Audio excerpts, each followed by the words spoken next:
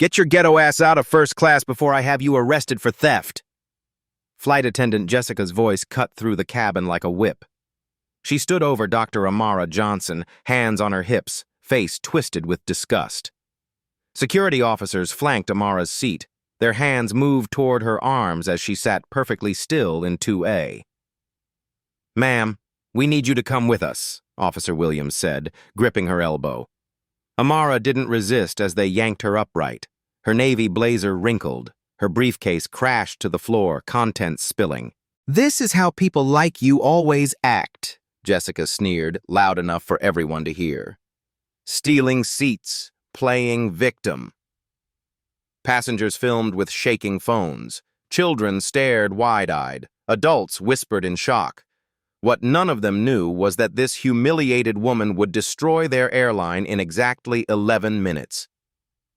Have you ever been judged by your appearance before anyone bothered to learn your name? 20 minutes earlier, Dr. Amara Johnson had boarded Atlantic Airways Flight 447 like any other passenger. Her first-class ticket showed seat 2A. Her briefcase bore a subtle monogram, Johnson Capital. She'd settled into her seat, opened her laptop, and begun reviewing documents marked Confidential Merger Proposal. The header read, Atlantic Airways Strategic Investment, $1.2 billion. Her phone buzzed constantly, 47 missed calls from Atlantic Airways' CEO office. She declined each one, focusing on her work. That's when Jessica noticed her. "Excuse me." Jessica's voice carried that particular tone flight attendants use for problem passengers. "Can I see your boarding pass?" Amara looked up from her laptop. "Of course." She handed over the pass without hesitation. Jessica examined it like a detective studying evidence. She turned it over twice, held it up to the light, compared it to her passenger manifest. "There seems to be an issue," Jessica announced loudly. "Flight departure, 18 minutes. Other passengers began to pay attention. The businessman in 1C lowered his newspaper. The woman in 2B paused her phone conversation. "What kind of issue?" Amara asked calmly. "This ticket. It doesn't look right." Jessica's eyes narrowed. "How did you get this seat?" "I purchased it through your website 3 weeks ago." "That's impossible. First-class tickets cost $200. You probably got this through some discount site." Jessica's voice grew louder with each word. "Those sites sell fake tickets all the time." Amara's fingers tightened slightly on her pen. It was the only sign of tension she showed. The passenger in 2B had started filming discreetly with her phone. Her Instagram live stream showed 3 viewers initially. Within minutes, it climbed to 47. "Ma'am, I'm going to need to call my supervisor," Jessica said, pulling out her radio. "Monica to first class, please. We have a situation." Flight departure, 15 minutes. Monica arrived within 60 seconds. She was older than Jessica, with silver hair pulled back severely and reading glasses hanging from a chain. Her uniform was pressed to perfection, and she carried herself like someone who'd been handling situations for decades. "What's the problem?" Monica asked, looking directly at Jessica instead of Amara. "This passenger has a questionable ticket for first class," Jessica explained. "I think it might be fraudulent." Monica turned to examine Amara for the first time. Her eyes swept from Amara's natural hair to her leather pumps, lingering on details that had nothing to do with her ticket. "I see," Monica said slowly. "Ma'am, we're going to need to verify your identity and payment method." "I'd be happy to provide identification," Amara replied, reaching for her purse. The Instagram live viewer count had jumped to 340. Comments started flowing. "This is disgusting. Sue them! Record everything! What airline is this?" "Let me see your ID and credit card," Monica demanded, holding out her hand like she was confiscating contraband from a student. Amara provided both items. Monica studied them with exaggerated skepticism. "Dr. Amara Johnson," Monica read aloud, emphasizing the title with obvious disbelief. "And what kind of doctor are you?" "I have a PhD in economics from Harvard Business School." Jessica snorted. Right. And I'm the Queen of England. The passenger in 1C finally spoke up.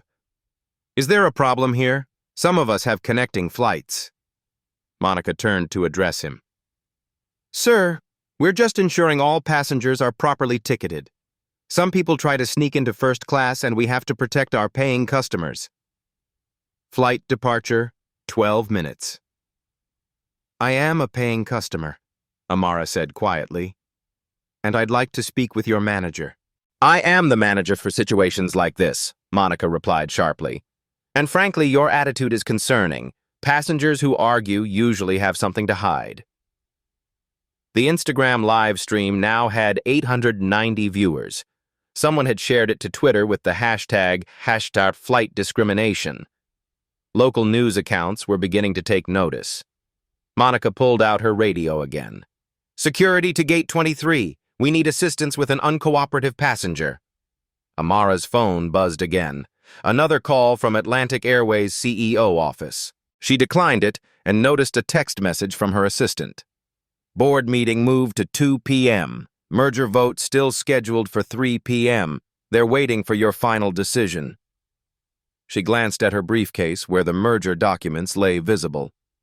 The Atlantic Airways logo was clearly printed on the cover page, along with financial projections showing their quarterly revenue, $847 million. But Jessica and Monica were too focused on their assumptions to notice what was right in front of them.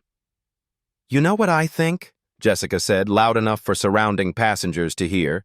I think she works in the galley on another airline and somehow got hold of this ticket. That's why she won't look me in the eye. Amara did look her in the eye then. Her gaze was steady, calm, and completely unafraid. Flight departure, 10 minutes. 2 TSA officers appeared at the aircraft door. Officer Williams, a heavy-set man with tired eyes, and Officer Miller, younger and visibly uncomfortable with the situation unfolding before her. What seems to be the issue? Officer Williams asked. Jessica pointed at Amara. Suspicious passenger with a questionable ticket. She's been argumentative and refuses to cooperate. Officer Miller looked confused. Ma'am, do you have your boarding pass and ID? I've already provided both, Amara said calmly. Multiple times. She probably stole that ID too, Jessica muttered, just loud enough to be heard. The Instagram live viewer count hit 1,200. Comments were flooding in faster than anyone could read them. Someone had identified the airline and tagged their official social media accounts. Officer Williams sighed. Ma'am, I'm going to ask you to gather your belongings and come with us while we sort this out.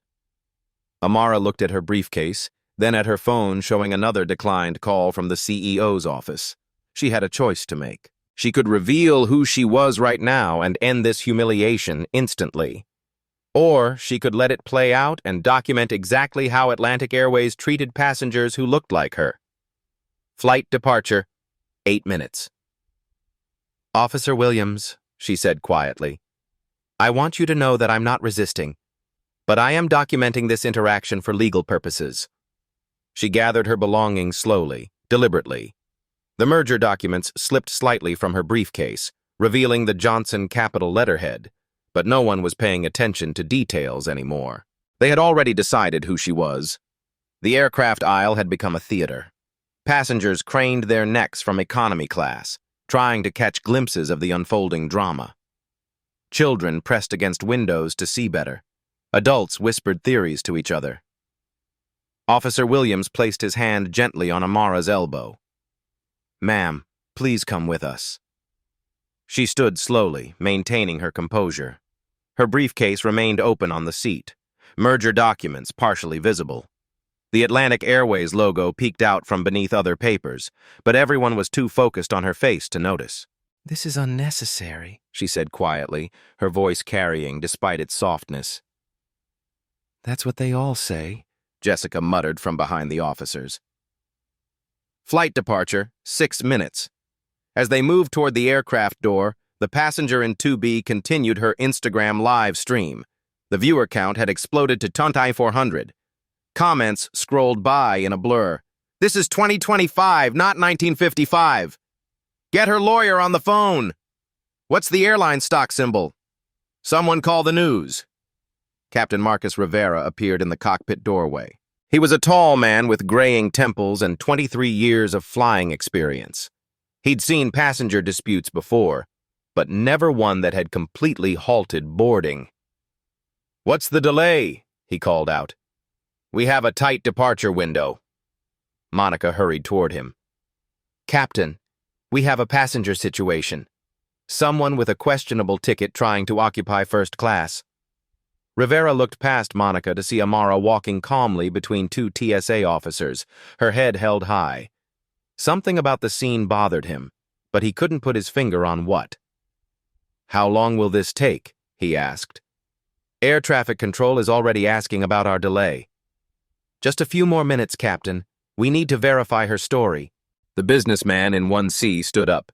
"Excuse me, but I have a connecting flight in Atlanta. Can we resolve this quickly?"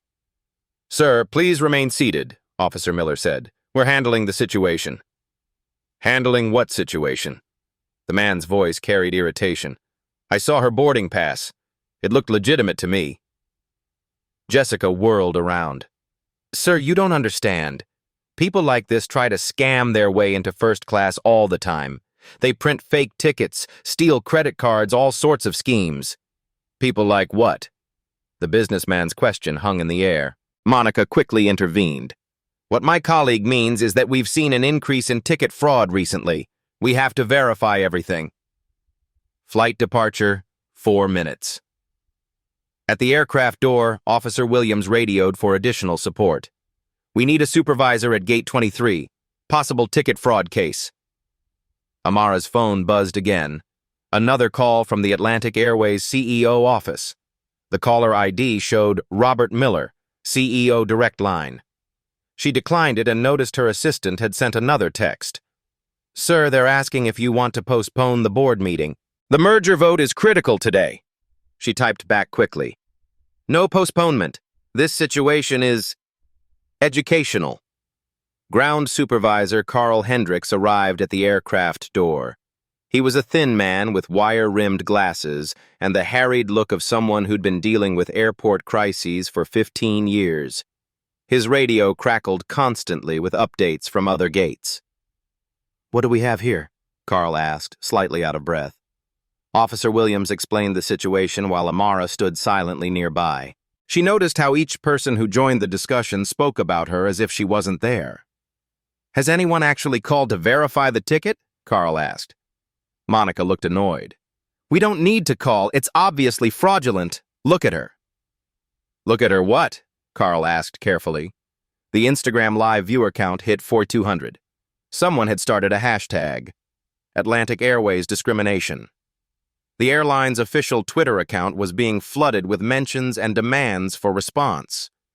Local news stations in New York and Atlanta began picking up the story.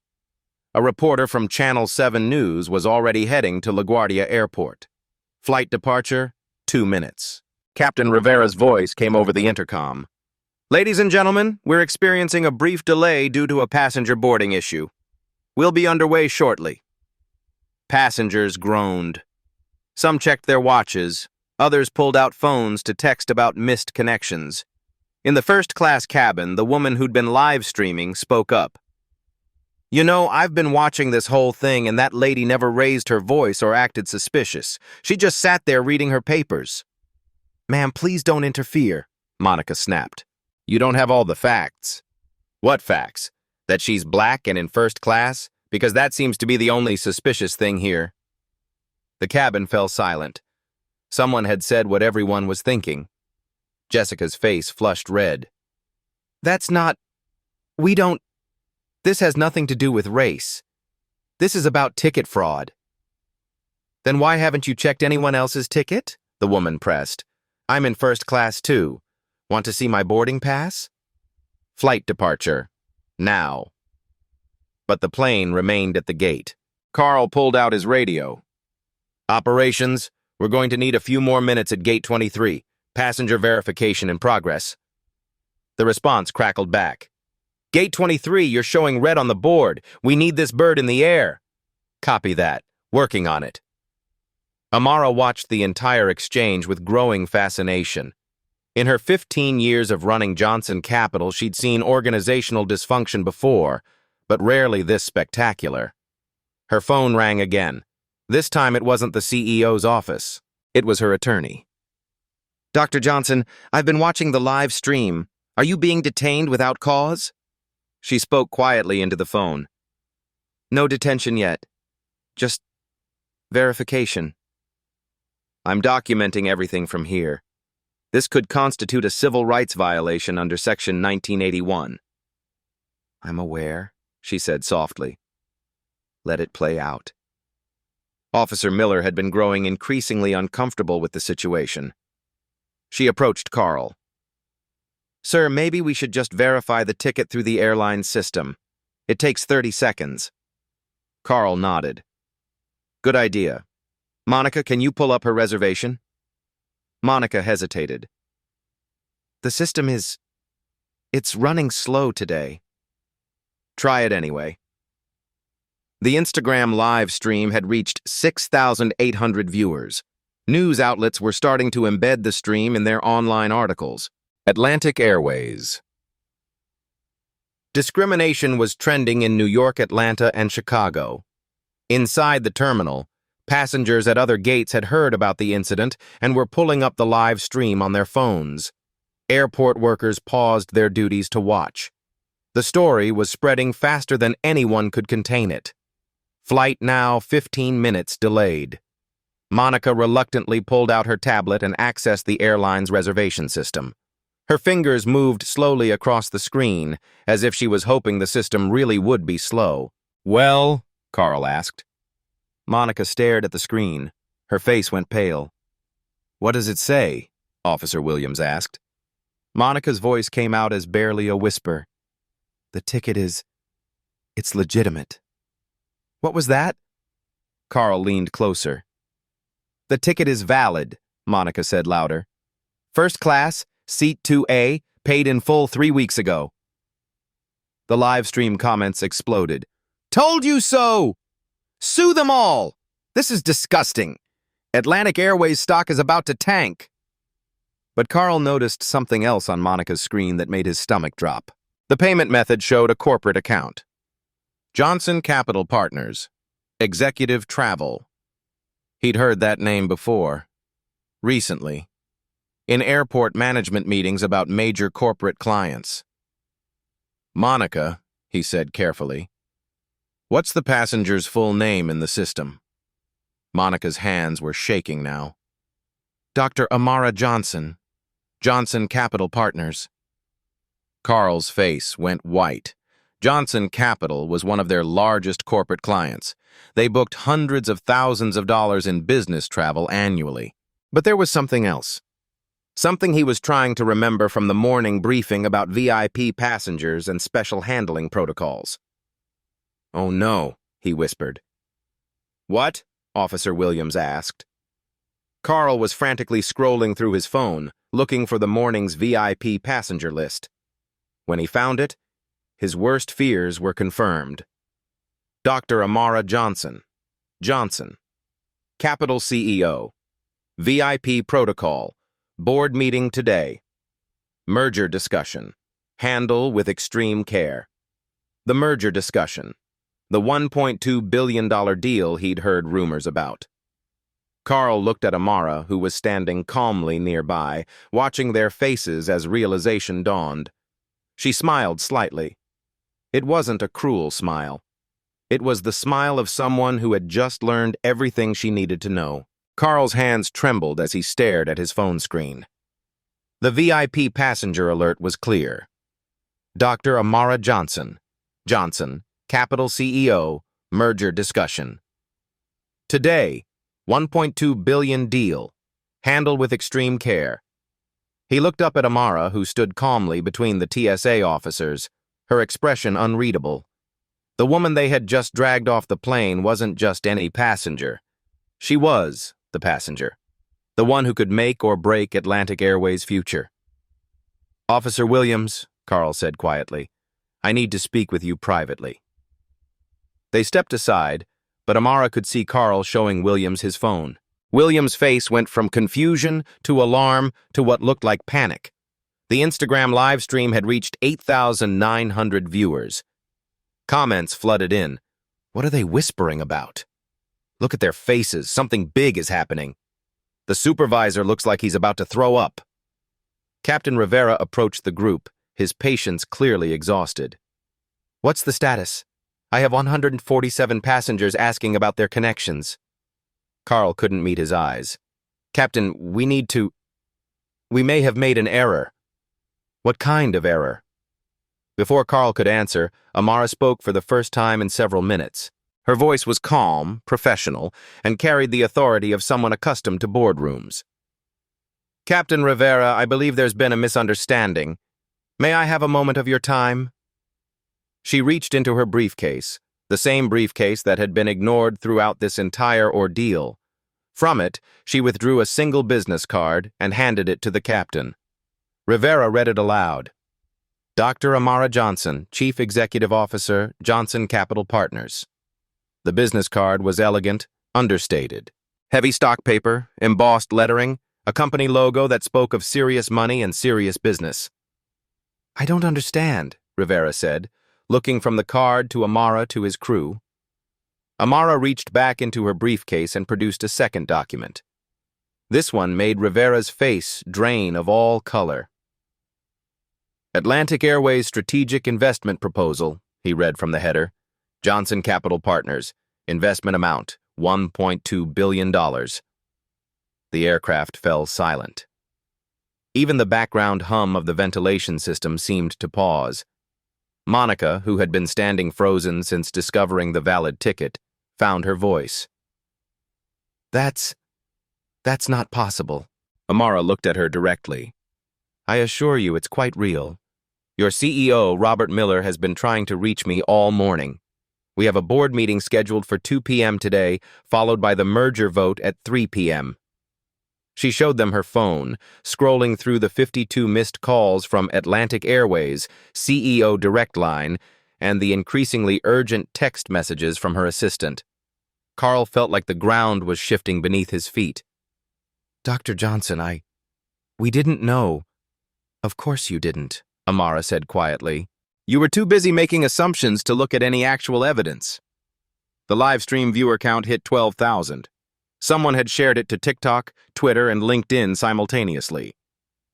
Atlantic Airways discrimination was now trending nationally, but the real bombshell was yet to come.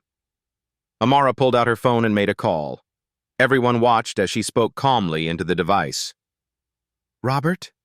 Yes, it's Amara. I'm currently at LaGuardia, on your aircraft, having what I can only describe as an enlightening experience with your staff. Even from several feet away, they could hear CEO Robert Miller's panicked voice coming through the phone. Dr. Johnson, thank God. We've been trying to reach you all morning. The board is assembled, waiting for your presentation. Is everything all right? That depends on your definition of all right, Robert. I've just spent the last 20 minutes being accused of ticket fraud, theft, and generally being treated like a criminal by your employees, all while carrying our merger proposal. The silence on the other end of the line was deafening. Amara continued, her voice never rising above conversational level. Your flight attendant called me ghetto, Robert. Your ground supervisor suggested I was running some sort of scam. Your security team dragged me off the aircraft based on nothing more than their assumptions about what someone like me could afford. Captain Rivera looked like he might faint. Monica had started backing away slowly, as if she could somehow escape the situation. Jessica had gone completely white and was gripping the back of a seat for support. Robert, are you there? Amara asked. Dr. Johnson, Please tell me this is some kind of misunderstanding. Oh, it's a misunderstanding, all right. The question is whether it's the kind of misunderstanding that a $1.2 billion investment can overlook. The live stream exploded with comments. She's the CEO? $1.2 billion? Atlantic Airways just made the biggest mistake in corporate history. This is better than any movie. But Amara wasn't finished. She reached into her briefcase one more time and pulled out a thick folder labeled Due Diligence Report, Atlantic Airways Corporate Culture Assessment. Robert, I want you to know that this incident is being live-streamed to over 12,000 viewers right now. It's trending on social media. Your stock price has already begun to fluctuate. But more importantly, it's given me invaluable insight into Atlantic Airways' operational culture. She opened the folder, revealing pages of data, charts, and analysis. You see, Robert, when Johnson Capital considers a major investment, we don't just look at financial statements. We examine corporate culture, employee training protocols, and operational decision-making processes. We want to ensure our investments align with companies that share our values. Carl finally found his voice. Dr. Johnson, please, this was just a terrible mistake. Amara turned to him with the kind of look that had made her one of the most feared negotiators in corporate America. Mr. Hendricks, this wasn't a mistake. A mistake is adding numbers wrong or missing a flight connection. This was a systematic failure of judgment, training, and basic human decency. She addressed the group that had gathered around her, the flight crew, ground staff, and security officers who had spent the last 30 minutes treating her like a criminal. I want everyone here to understand something. I didn't reveal who I was immediately because I wanted to see how your airline treats passengers who don't have corporate influence or media attention. I wanted to understand what happens to regular people who face this kind of treatment but don't have the power to fight back. The Instagram Live viewer count had reached 18,000. News vans were pulling up to LaGuardia Airport. Atlantic Airways' stock price was dropping in real time as word spread through financial networks. Officer Williams, who had been silent throughout the revelation, finally spoke up. Dr. Johnson, I need to apologize. This shouldn't have happened to anyone, regardless of who they are. You're right, Officer Williams, it shouldn't happen to anyone. But it does happen. Every day. To people who look like me. To people who can't afford first-class tickets. To people who don't have the luxury of a corporate legal team. She looked directly into the camera that was still live-streaming to thousands of viewers. This isn't really about me. This is about systemic bias, unconscious prejudice, and the assumptions we make about people based on their appearance. Today I had the power to expose it. Most people don't. Her phone buzzed with another call from Robert Miller. She answered it on speakerphone this time. Dr. Johnson, I'm in my car heading to the airport right now. Please, we need to discuss this situation immediately. Robert, the situation is quite clear. The question is, what Atlantic Airways intends to do about it. Anything you want. Full investigation, policy changes, staff retraining, whatever it takes. Amara looked around at the faces surrounding her, some ashamed, some defiant, all uncertain about what would happen next. Robert, I'm going to board this aircraft now and take my properly assigned seat in first class. I'll be reviewing our merger proposal during the flight. We'll discuss the terms when I arrive in Atlanta. Of course, Dr. Johnson, whatever you need. She hung up the phone and looked at Captain Rivera. Captain, I believe we have a flight to catch. Rivera nodded quickly. Absolutely, Dr. Johnson. Please let me personally escort you to your seat. As they walked back toward the aircraft, Amara paused and addressed Officer Williams one more time. Officer Williams, I want you to know that your apology meant something. Real change starts with individuals who are willing to acknowledge when something is wrong. The live stream viewer count had reached 23,000. The story was now being covered by major news outlets. Atlantic Airways' customer service phone lines were jammed with calls. Their social media accounts were flooded with demands for accountability. But the most powerful moment came as Amara settled back into seat 2A. She opened her laptop, pulled up the merger proposal, and began typing notes in the margins. Jessica, who had been standing in the galley throughout the revelation, approached hesitantly. Dr. Johnson, I don't know what to say. Amara looked up from her laptop. Jessica, I'm going to give you some advice. The next time you see someone who doesn't look like what you expect, remember this moment. Remember that you never know who you're really talking to. The aircraft door finally closed. Captain Rivera's voice came over the intercom. "Ladies and gentlemen, we apologize for the delay. We're cleared for takeoff." As the plane taxied toward the runway, Amara continued working on her laptop. The merger proposal was still open, but now it included a new section: corporate culture remediation requirements. The Instagram live stream finally ended as the aircraft took off, but not before reaching 31,000 viewers and generating hundreds of thousands of social media interactions. In the span of 43 minutes, Dr. Amara Johnson had been accused of theft, dragged off an aircraft, vindicated, revealed as a CEO, and transformed a routine business flight into a viral moment that would reshape Atlantic Airways forever. But the real power play was just beginning. The flight to Atlanta took 2 hours and 17 minutes. Amara spent every minute of it rewriting the merger proposal. What had started as a straightforward acquisition deal was now something entirely different. She opened a new document on her laptop. Atlantic Airways Cultural Integration Requirements, Addendum to Investment Agreement. Her fingers moved across the keyboard with surgical precision. Section 1. Immediate corrective actions. Mandatory bias training for all customer-facing employees within 30 days. Implementation of incident reporting system with external oversight. Establishment of passenger advocacy program with 2 LMR's annual budget. Third-party audit of all passenger complaint procedures. She pulled up Atlantic Airways' latest financial statements on her second screen. The numbers told a story of a company desperately needing her investment. Q4. Revenue, $847 million. Annual debt service, $340 million. Cash on hand, $67 million. Debt-to-equity ratio, 3.21. Without Johnson Capital's investment, Atlantic Airways would struggle to meet their debt obligations within 18 months.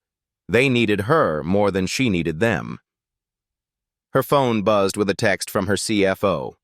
Stock down 8% in after-hours trading. Social media mentions up 2,400%. Legal wants to know if we're proceeding with the deal. She typed back, "Proceeding, with modifications." 20 minutes before landing, her assistant forwarded a link to the trending story. CNN had picked it up. So had Fox Business, Bloomberg, and the Wall Street Journal. The headlines were brutal. CEO dragged off plane hours before 1.2B deal. Atlantic Airways stock plunges after discrimination incident.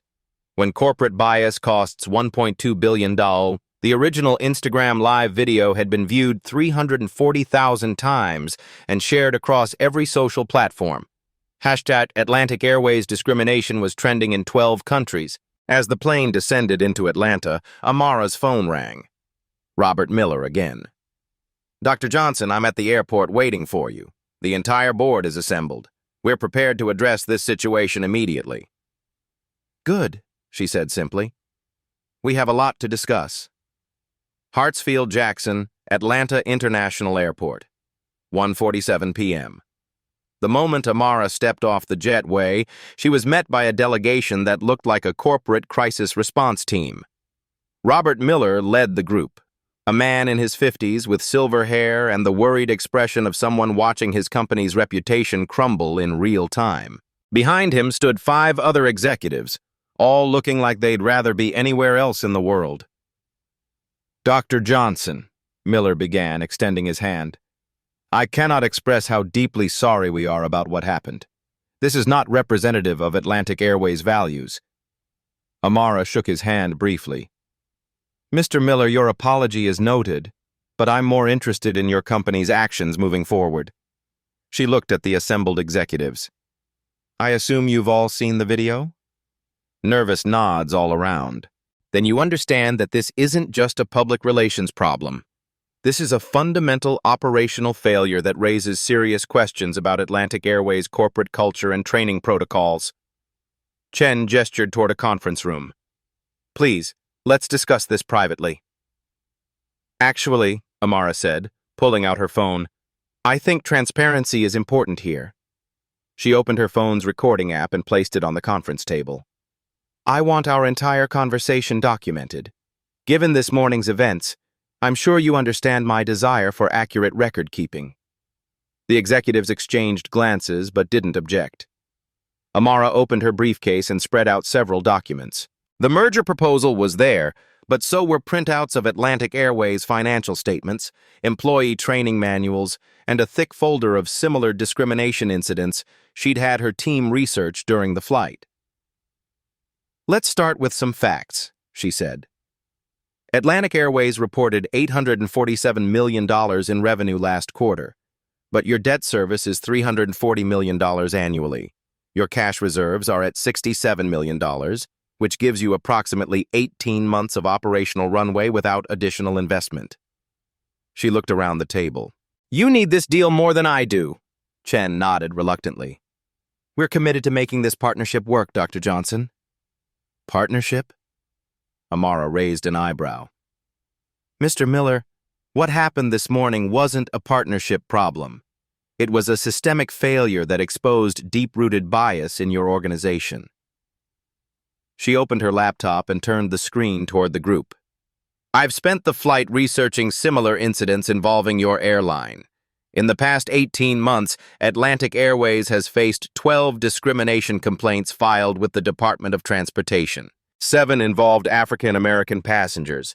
4 resulted in settlements totaling $2.3 million. The room fell silent. Your current litigation exposure averages $192,000 per incident.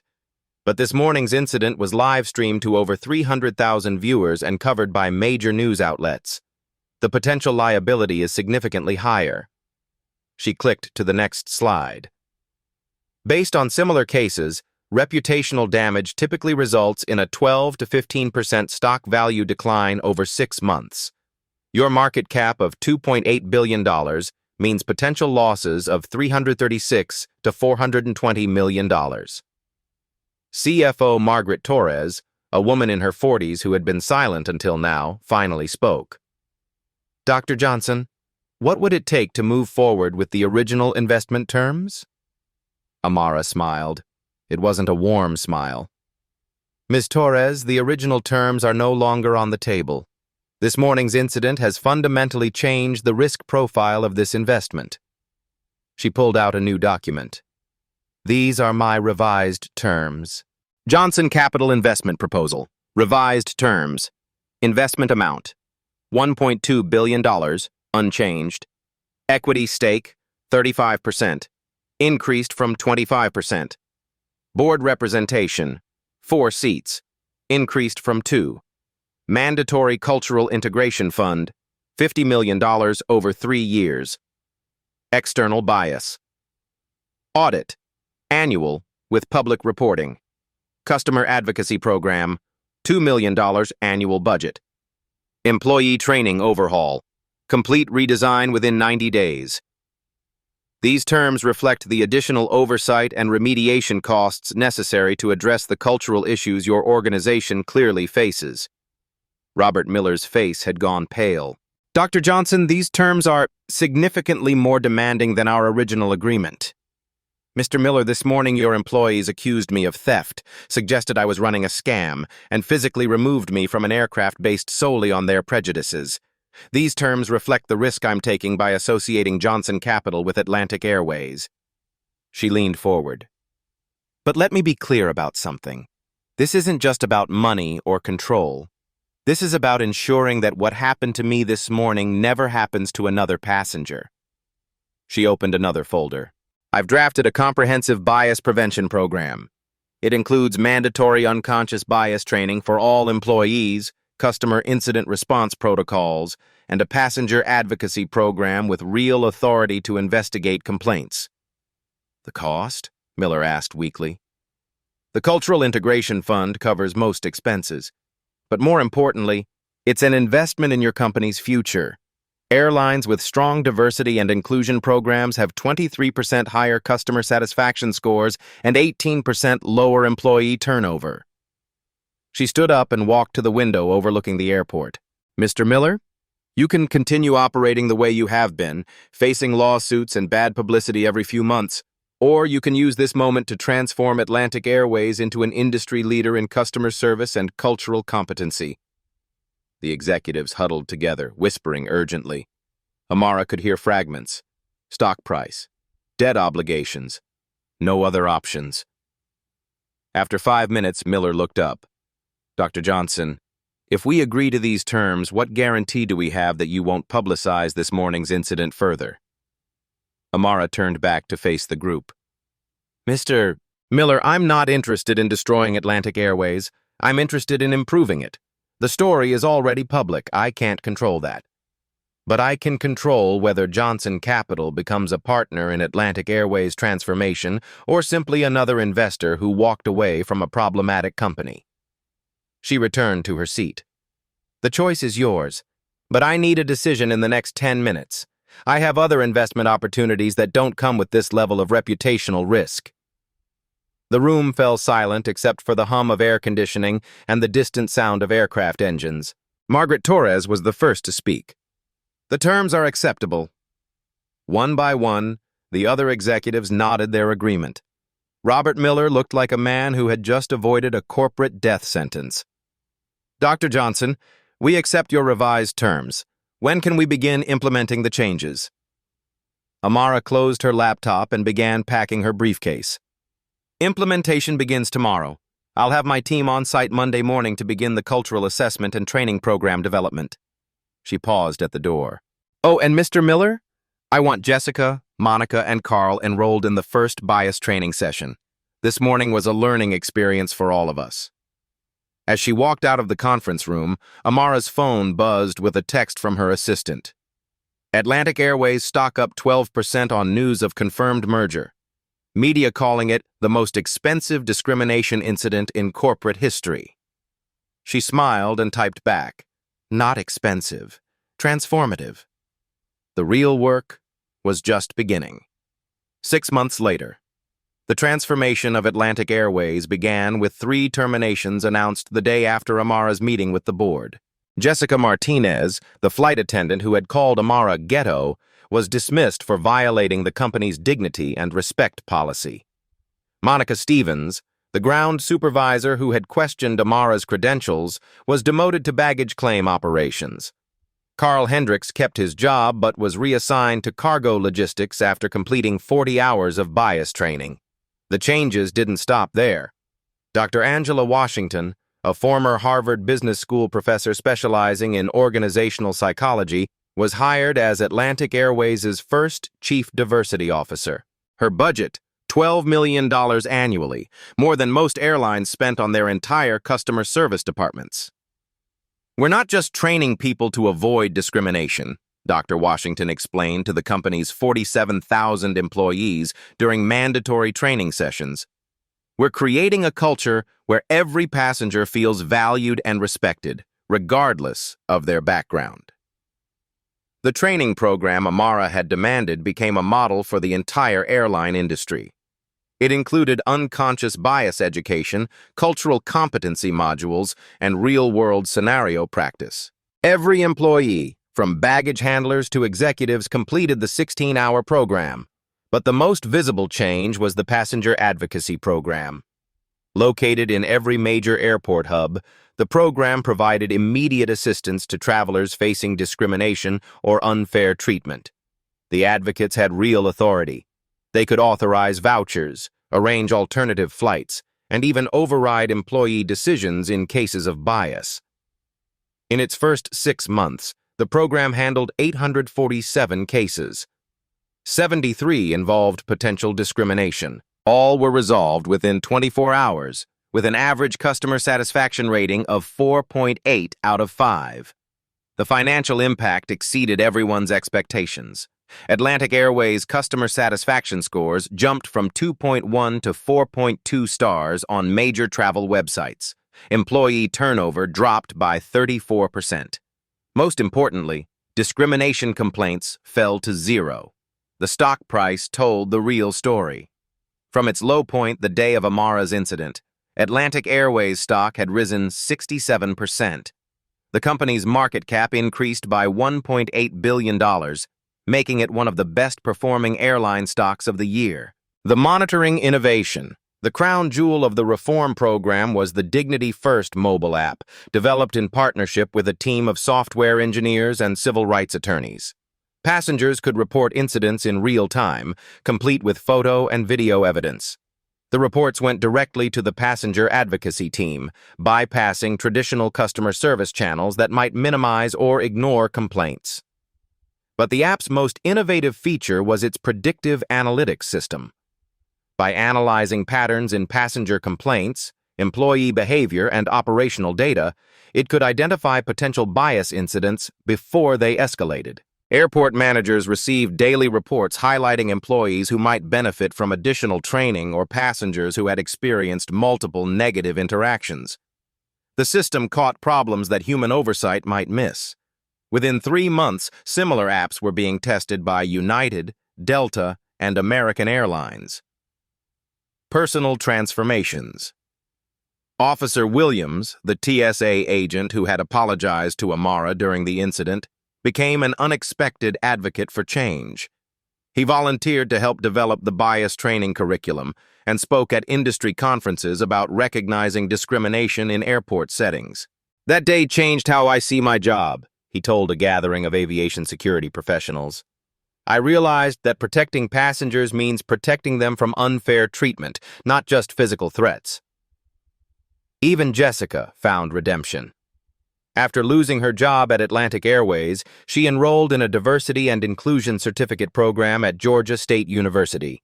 She now works for a nonprofit organization that provides bias training to hospitality workers.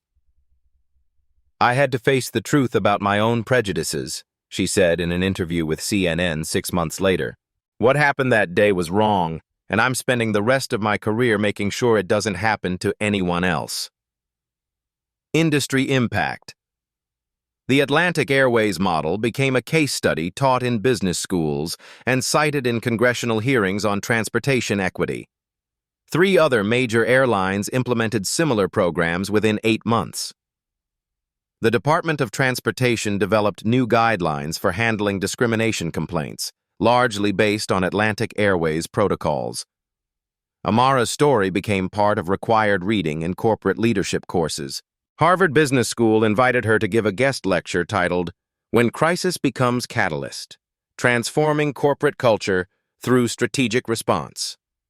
The bigger victory. But perhaps the most meaningful change came in the daily experiences of ordinary passengers. Keisha Roberts, a teacher from Detroit, wrote to Amara after a flight to visit her elderly mother. "I was nervous about flying first class because of stories I'd heard, but the flight attendant was so welcoming, and when I mentioned it was my first time in first class, she made sure I felt comfortable the entire flight. I know things are changing because of what you did." Stories like Keisha's arrived in Amara's inbox weekly. Parents traveling with children, elderly passengers needing assistance, business travelers who looked different from what some people expected. The systemic change Amara had demanded was working, one flight at a time. The numbers don't lie. By the end of the year, the results were undeniable. Discrimination complaints, down 94% across all major airlines. Customer satisfaction, up 23% industry-wide employee bias training, implemented by 73% of U.S. airlines. Passenger advocacy programs, launched by 8 major carriers. Atlantic Airways had transformed from a discrimination liability into an industry leader. The company that had once dragged Amara off a plane for being black was now winning awards for diversity and inclusion. The merger between Johnson Capital and Atlantic Airways was finalized in December, with Amara taking her seat on the board of directors. Her first motion as a board member was to establish an annual scholarship fund for students studying transportation equity and civil rights. The fund was named the Dignity in Flight Scholarship Program. It seemed fitting. 2 years later, the legacy doctor. Amara Johnson stood in the boardroom of Johnson Capital, looking out at the Atlanta skyline. On her desk lay a magazine cover from Forbes. The $1.2 billion lesson: How One Woman's Humiliation Transformed an Industry. The article detailed how her experience had sparked what business journals now called the Great Aviation Awakening, a fundamental shift in how airlines approach diversity, inclusion, and passenger rights. But the real impact couldn't be measured in stock prices or corporate policies. It lived in the real-life stories of passengers who now traveled without fear, in the touching stories of employees who learned to see beyond their assumptions, in the black stories that were finally being heard and believed. Maria Gonzalez, a Latina entrepreneur from Phoenix, had written just last week, "I flew first class for the first time since starting my company. 20 years ago, I would have been terrified. Today, I was treated like the CEO I am. Thank you for making that possible." These life stories poured in daily, each one a testament to how quiet dignity and strategic thinking could create waves of change far beyond any single incident. The ripple effect. The transformation extended beyond aviation.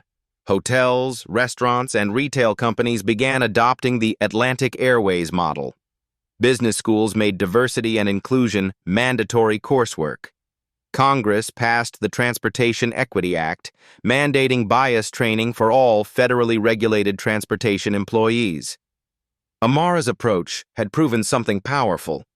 Real change happens not through anger or confrontation, but through strategic leverage combined with unwavering principle. She had transformed her moment of humiliation into a blueprint for systemic reform. Personal reflection. "People ask me if I'm angry about what happened that day," Amara said during a recent interview. But anger wasn't what changed Atlantic Airways. Preparation was. Knowledge was. The quiet power of understanding exactly who you are and what you're worth. She had shown that sometimes the most powerful response to being underestimated is simply revealing who you've always been. The Johnson Capital Atlantic Airways partnership had become one of the most successful airline investments in recent history. More importantly, it had become proof that businesses could profit while promoting justice. The continuing mission. Today, Amara serves on the boards of 5 major corporations, each chosen for their commitment to meaningful diversity initiatives. The Travel Equity Initiative she founded has trained over 100,000 transportation workers across 23 countries. Her annual Dignity in Business conference draws executives from Fortune 500 companies worldwide, all seeking to learn how authentic inclusion can drive both profit and progress. But perhaps most significantly, she has never forgotten the lesson from Seat 2A. Everyone deserves to be treated with dignity, regardless of whether they have the power to demand it. Your voice matters. The story you just heard represents thousands of untold experiences. Every day, people face discrimination in airports, restaurants, hotels, and workplaces. Most don't have corporate leverage or media attention to fight back. That's where you come in. Share your own experiences with discrimination or bias in the comments below. Your story could be the catalyst for the next company to examine its practices. Your voice could prevent someone else from facing what Amara experienced that day. Have you witnessed unfair treatment during travel? Have you faced assumptions based on your appearance? Have you seen positive changes in how companies treat diverse customers? Tell us. The comment section is your platform. Share this video with someone who needs to hear that their dignity matters. Subscribe to Black Voices Uncut for more stories of quiet power overcoming loud prejudice. Ring that notification bell because change happens when witnesses become advocates. Remember, you never know who you're really talking to. Treat everyone like they matter, because they do. The most powerful revolutions begin with a single person refusing to accept what's unacceptable. What's your story?